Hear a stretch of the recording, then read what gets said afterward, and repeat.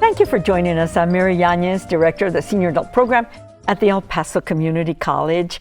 And we always want to introduce you to members of our community that are hardworking and responsible for a very important program, a very important department of the El Paso County. And so we've invited Christina Sanchez, who has been recently sworn in as the El Paso County Attorney. It's a wonderful office that we work very closely with the senior adult program at the college and very active in the community.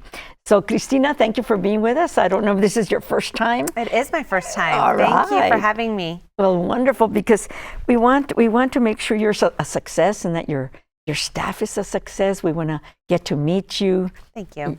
When were you first sworn in as the El Paso County Attorney? Sure. So I actually was sworn in June to fill the unexpired term of the previous El Paso County Attorney, Joan Bernal. So she decided it was time to retire. She had been doing it, deserves a long vacation, and so she went ahead and resigned. I was, by law, it's the Commissioner's Court that makes the appointment, and because I had run in the primary and won that primary, no opposition, of course, in the general election that's coming up, the court went ahead and unanimously appointed me to fill this unexpired term. So I fill it from that date all the way through the end of December 2024, and then I will take on my new term beginning on January 1st, 2025. We wish you much success in Thank filling you. big shoes. Absolutely, yes, absolutely. Big high heels. Big high heels. So wonderful. Tell us a little bit about yourself, where you grew up. You know, I always like to, when we invite our guests, for people to get to know you, Sure. personally. It's important. Sure. So I was born and raised in El Paso, Texas. Grew up not too far from here. I attended Bonham, MacArthur, and then, of course, Burgess High School. So my family has been in this area for quite a long time. After high school, I attended George Washington University in DC, graduated from there.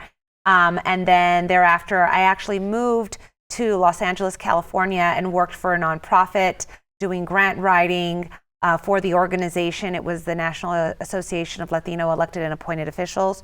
So worked with them for a couple of years, and then went ahead and started law school after that at Texas Tech University. So that's how I came back to Texas. That's how I came back. Yeah, I always knew I wanted to come back. My husband and I are both native El Pasoans, and we knew that El Paso was home. Our families are here, and that eventually, when we had kids, we wanted to raise them here. So this is definitely home for us. That is so good, because we talk about the brain drain, where our wonderful, talented young people leave to study. They don't come back. They don't come back. And that's unfortunate, because we would want everybody to come back and serve this community and raise kids here, because it is a beautiful, wonderful place to live and raise children. So tell us a little bit about your work now.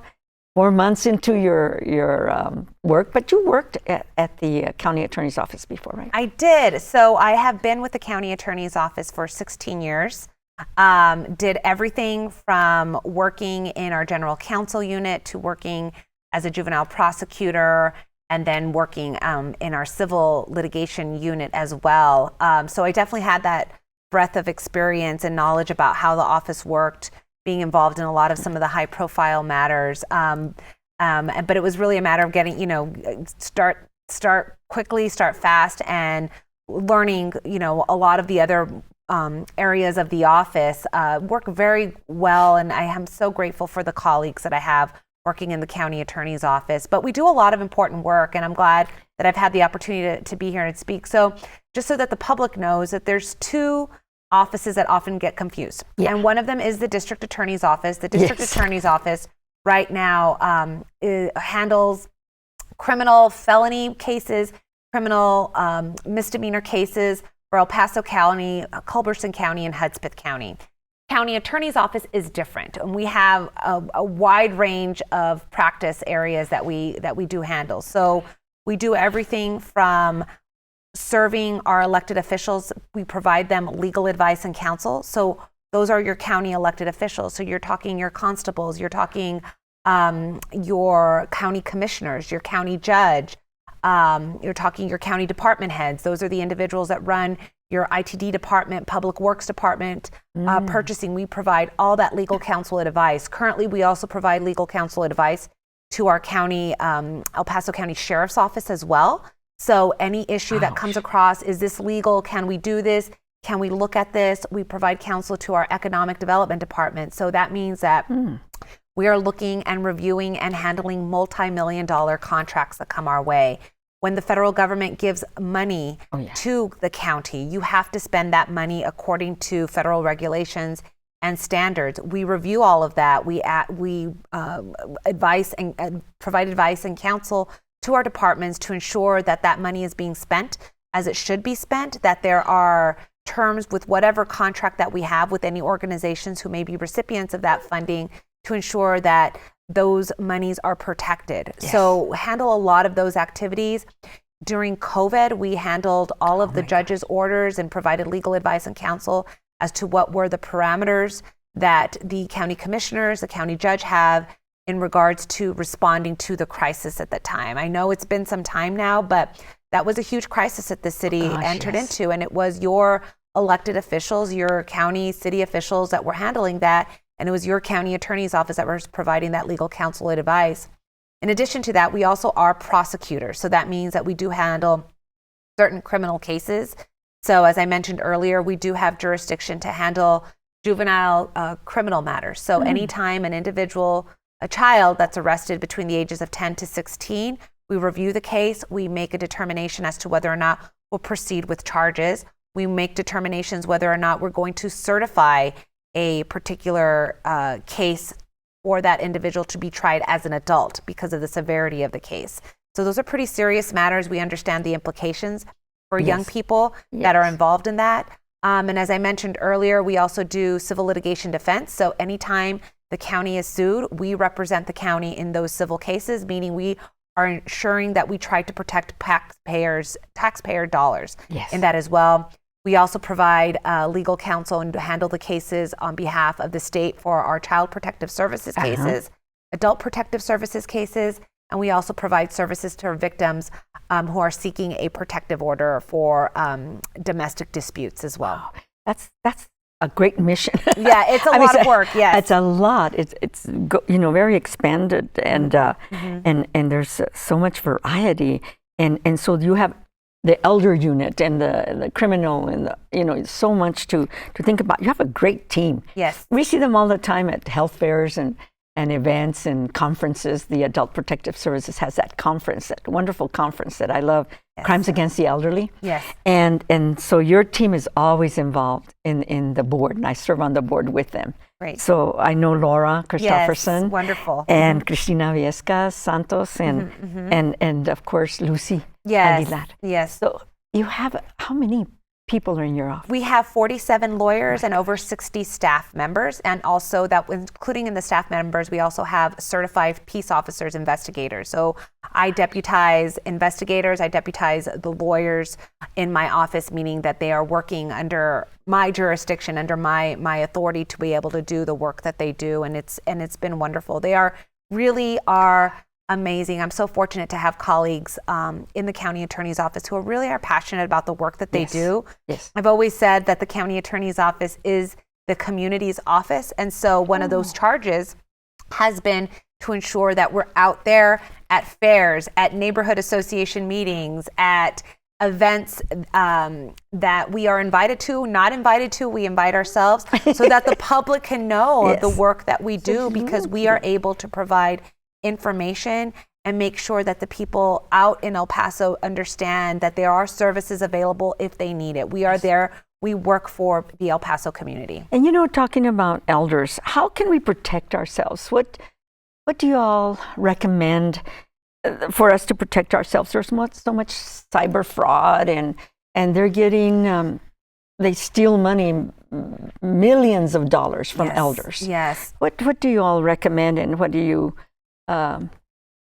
think that our audience, our viewers, can benefit from your advice? Sure. So that is a really a sad and unfortunate situation that has arisen, and obviously that we see a lot of that because of access to the internet. We see also that's access to the internet, where I'm talking about social media, and I'm Yes. talking about, tapping into passwords and to phones, and everybody has Banking and everything. exactly, everybody has a cell phone, and it's been going so fast, which is a good thing, right? Technology can be a good thing, but you also see that the laws haven't been meeting that pace as well to ensure that there are some of those protections.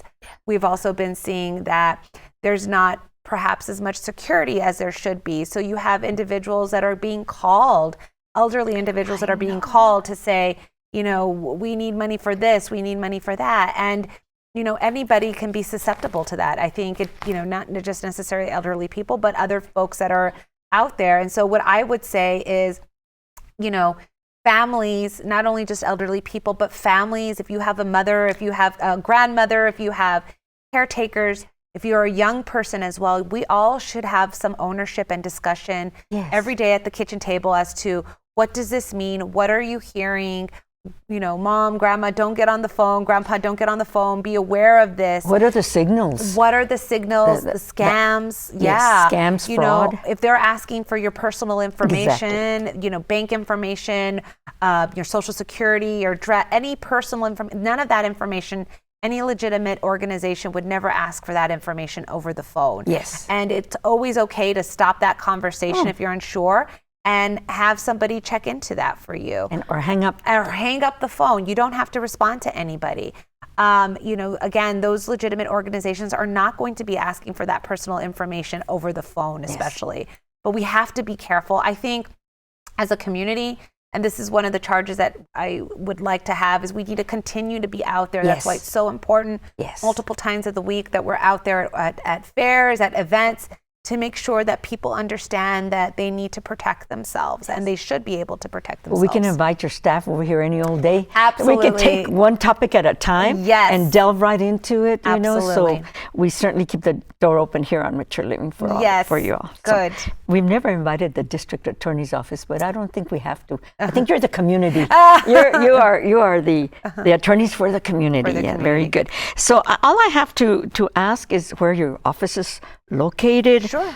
How can people get a hold of you if they want more information? Sure. Or your staff? Sure. So we have several offices actually. So our main office is going to be downtown. We're not in the courthouse, but right across the street at the downtown annex, which is on Campbell and Paisano. There is parking available there, but of course, not everybody lives on that side of town.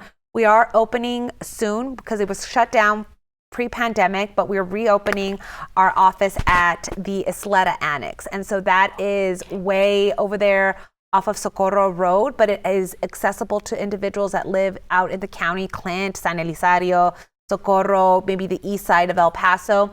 There's another office for you there.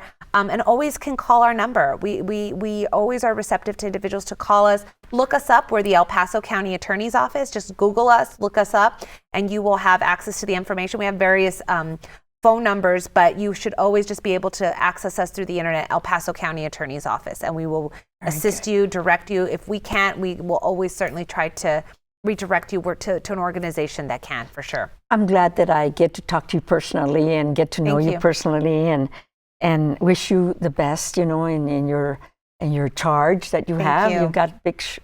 You're carrying a lot of stuff. It is a lot of important work that we do. Important work that needs to be done, and protecting our citizens, our elders, our young people. Yes. And thank you for the work that all of your staff, you and your staff, do for all of us. Thank you so much. Thank I you appreciate for coming. Thank you. And we certainly hope that our viewers have learned some things about the El Paso County Attorney's Office, and of course Christina Sanchez, who's the main lady, and for many years, we hope. Thank you for coming. So much. We Thank really you so much. appreciate it. Thank you. Thank you. Thank you. Okay, we'll be back with more guests for this show.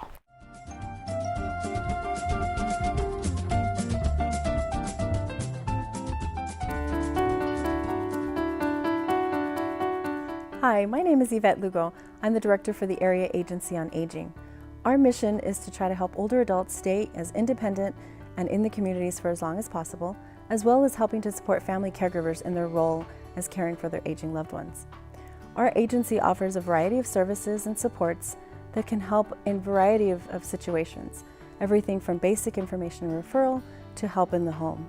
We encourage you to please call our office at 533-0998 so that we can try to assist you with your needs. Thank you.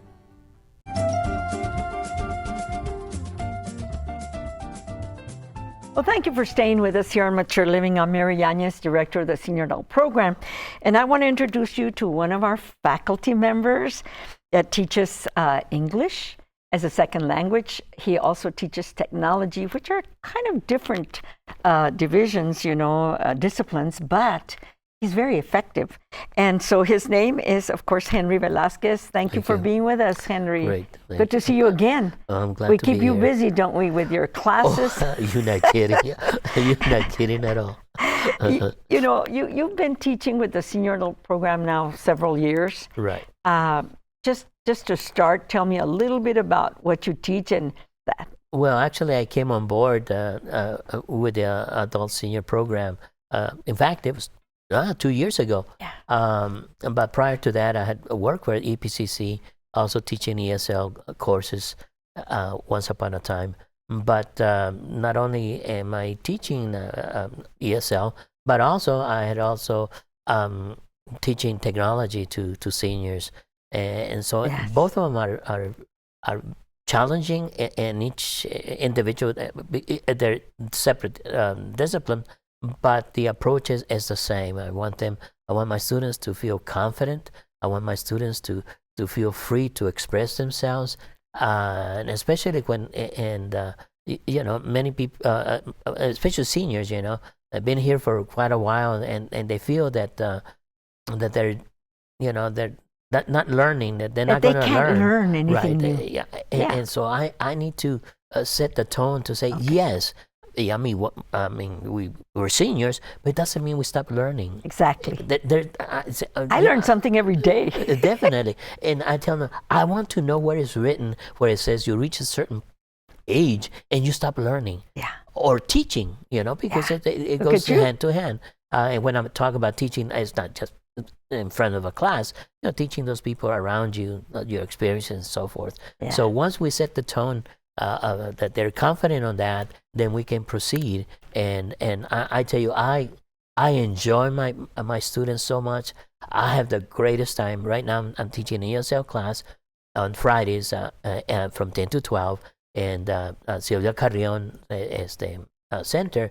And so I look forward to that Friday, because I don't know, I'm going to be engaging my students. So among even our themselves. faculty engages and enjoys that, Definitely. that time with their So, students. Yes.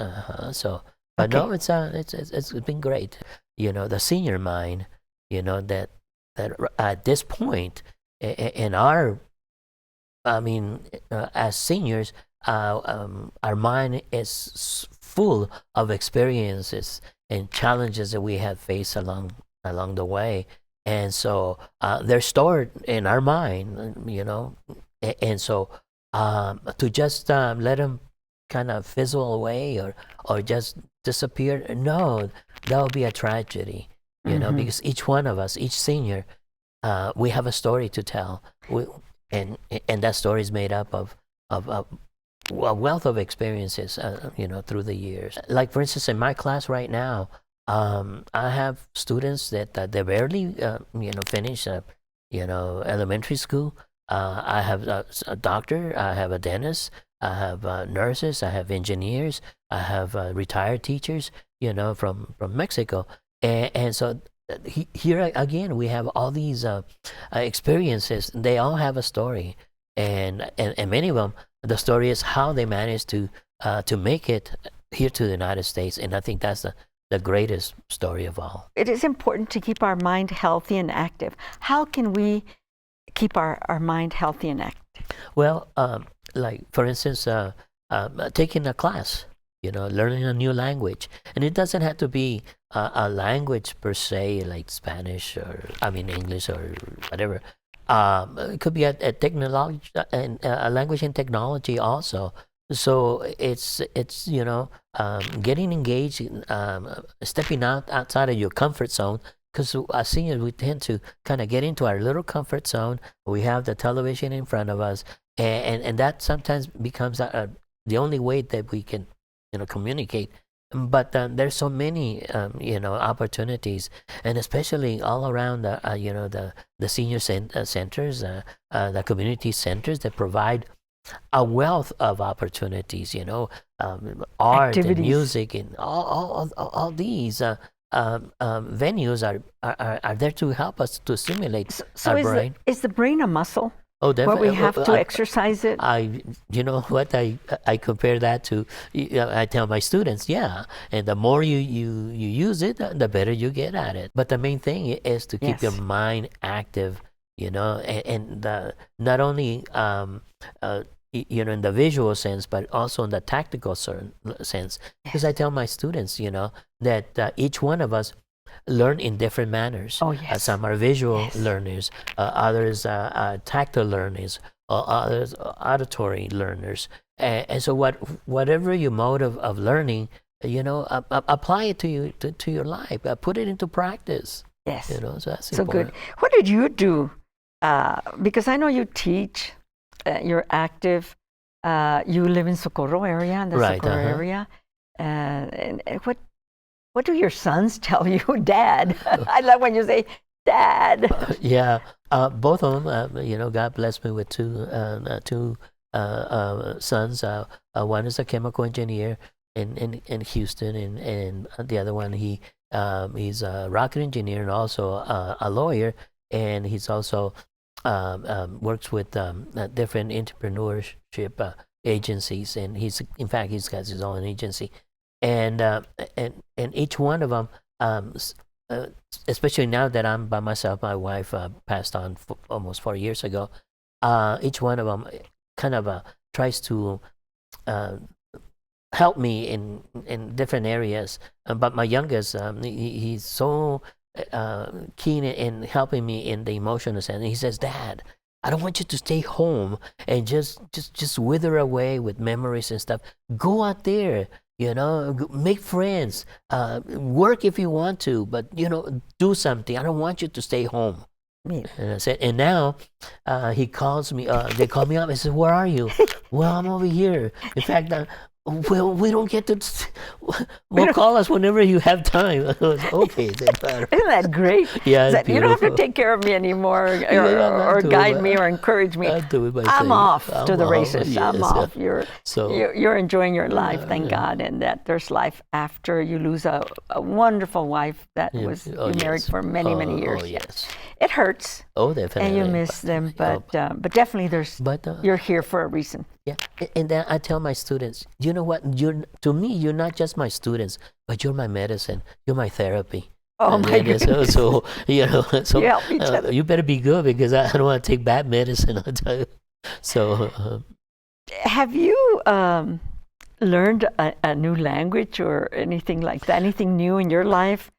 Because you're an example of, I think you're an example of a senior that has gone through grief, pulled yourself by your bootstraps and said, I got to keep going. right, You discovered the senior adult program. right, I said, I can teach seniors. yeah, I've taught before, and you're teaching them a new language like technology, and as a matter of fact, remember we talked about that light bulb that goes up? oh yes, I got a light bulb for you uh, in the office that I want to give you, Oh, so that cool. when your students say, se me prendió el foco. Oh, cool. Oh, I get it now, and the light bulb goes on.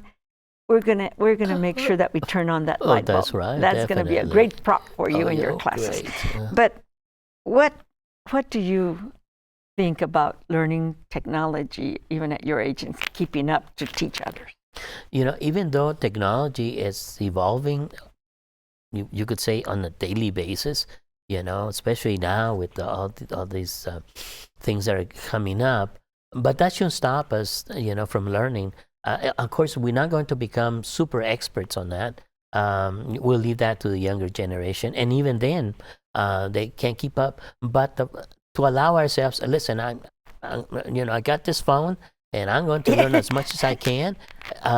It's not just to receive and Calls. and make calls, but I'm going to use everything that's as much as I can, and turns to communicate. Like for instance, my grandchildren that I have in Spain now, we can sit and have a chat, with Face them, to face, huh? face to face On the phone. on the phone. And so all these elements are come into play, and I think we as seniors need to give ourselves a chance, because Yes. sometimes we're the ones who said, "Oh, I can't. Oh, it's too difficult." No. Okay, so it might take us a little longer, but we're going to learn. There's babies that in their crib they learn to use the phone and they know how to do this, Yeah. right, with their Yeah. little finger. So what do you tell your students when you start your class in I technology? said- I All said, you need is just this finger. That's it. So because- can you go like this? In the morning, make sure you come Exercise to it. exercise it. That's all you're going to need. because you're going to be doing, you're going to go up or you're going to go sideways. So, And the smartphones that they're being gifted Right. to them by their children, where they get a new phone, say, "Mom, I'm going to give you my smartphone." It's a couple of years old because there's new stuff. They buy new Right. and they give it to grandma, grandpa. They give it to mom and dad, and you got to learn how to use it. There you go. Make the best of it. Of course, and you touch on the word there, smart, and many times it's, the senior specialists say, "Oh, I'm not smart," Oh, wait a minute. Listen, we have smartphones, we have smart televisions, we have smart water. Why can't we have a smart senior? That's it. What stops us? Nothing. Nothing. This has been a great conversation, and I enjoy talking to you, Mr. Velasquez, and I know your students enjoy being in class with you. So if anybody wants to get a hold of Mr. Velasquez, I'm going to give our office number Okay, where they can call you sure, at 915-831-7801. Great. And they can always call our office and get a hold of you. I don't know if I want to give your cell number because you might be getting a lot of Okay. strange calls. All But, right. but definitely our YouTube viewers can get a hold of you. Definitely. Any last advice? I attended some years ago. I attended one of the events. The Love Conference that is in February. And Valentine's. And Valentine's, and so it was a wonderful event. And then toward the end, they were giving out recognitions, to volunteers and so forth. And there was this lady. She must have been about 4'10", 4'11". She was her early 90s, and she was receiving a plaque of accumulating so many volunteer hours, and she walks out there, looked like she was very frail, and she goes out there, she puts her hands on the podium, and says, "Well, go ahead and say something to the audience." And then she says, "Seniors, move. Have a good day." And she left. So, wow, my God! Seniors, move. That's That's it. And she was an aerobics instructor. Oh my So I God. mean, so I said, Amazing. wow, she can do it. Good we all advice. can do it. Thank you so much for coming. I Yes. appreciate You your bet. time. Thank you and for we'll see you inviting me. again too with more topics, right? Okie dokies. Okay. So we'll see you all next time here on Mature Living. This is Mary Yanez signing off, and of course with Henry Velasquez, one of our faculty members. Thank you.